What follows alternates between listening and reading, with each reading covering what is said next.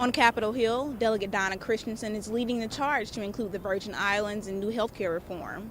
She argues that as American citizens, Virgin Islanders should have access to new insurance plans with lower premiums and better coverage. For some Virgin Islanders living here in Washington, they worry that the exclusion of the territory from the bill could mean the inclusion of their families in the ranks of the uninsured. I'm very disappointed that we have to be fighting this hard. As flags wave outside the Capitol, inside, the struggle to reform health care is underway. For us, if you're talking about universal health care and extending health care equally to every American, that includes us. And we're not going to give an inch on our position on that. There was a move in the Senate Finance Committee to include the territories in the health care exchange, the government entity that would house all affordable health insurance plans, including a public option. But the move failed. We're not very happy about it, but, be that as it may, we're not going to give up the fight. Virgin Island native Jabriel Ballantyne runs a restaurant in Washington. He's concerned about his family back home. If they remain excluded, he knows figuring out how to maintain insurance will be difficult. It's going to be horrible, because again, what is our option?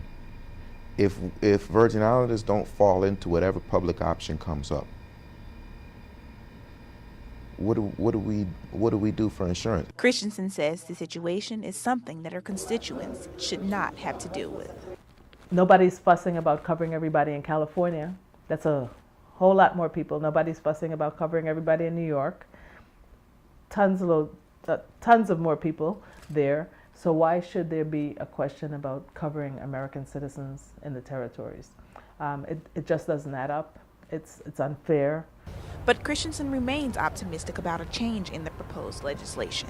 We continue to press on with the White House, who we feel should weigh in, given the fact that they have really promised the territories that they would work with us to get us to full parity in all of the federal programs, especially the health care programs. Until then, it's a waiting game for Ballantyne and his family. Depending on what the final policy is towards Medicare, Medicaid, it may impact my grandparents, my great aunts, great uncles, so on and so forth. I don't know to what degree. Delegate Christensen says it's a hard fight, but she recognizes that the Virgin Islands isn't fighting it alone.